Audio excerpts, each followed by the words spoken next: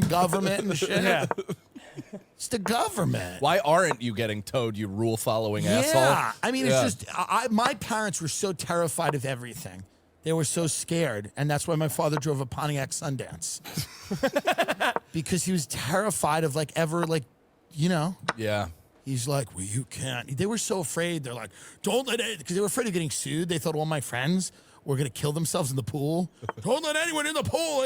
Somebody's going to slip on the deck and we'll get sued. Or trampolines. Remember you had a trampoline in your backyard? You're like, I can't afford the insurance on that. Because were your parents paranoid about people getting sued? Well, yeah, if someone broke their neck on a trampoline. We grew up with just this idea that, like, every friend we had was a liability. Yeah. He's a potential liability. Don't let him get on the trampoline. Don't let him get in the pool.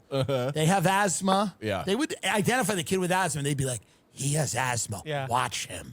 My parents wouldn't even get a pool because they didn't want our house to be welcoming. Interesting. Yeah, they just wanted every activity, all social gatherings were outside the home. The idea that we might throw a party was completely far. They never left. Well, remember the show Rescue 911 that was on? There was a show called Rescue 911. That and Nanny 911. It was all about people who had accidents in their homes.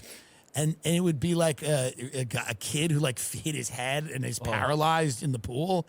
Get the Rescue 911. Yeah, this guy. And this would terrify people. William Shatner. This was Shatner? Yeah, it was Shatner. And then this would terrify boomers into thinking that, like, their house was just booby-trapped. Yeah. And that literally someone was going to, one of your kids' friends was going to die in it. Yeah. And you were going to get sued. Pull up, like, a Rescue 911. See if we can get, like, an idea of what it was. It was always like, it would be like, there was a drowning. She took her eyes off the water for a second. And then there was a drowning. Yeah, like, this is what it was. There could have been a Rescue 911 with, oh, my God. Yeah, what is going on here?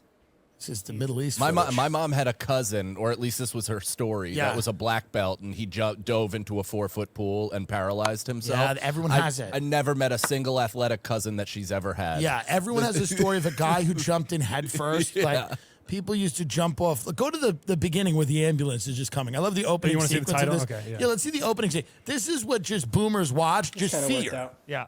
This was they watched. This program program contains true stories of rescues. All of the 911 calls you will hear are real. Whenever possible, the actual people involved have helped us reconstruct the events as they happen. Exchange, but Great diction.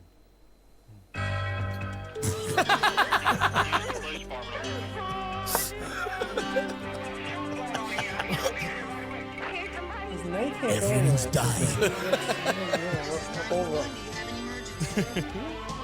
One of your kids' friends choked to death, and you're on the hook.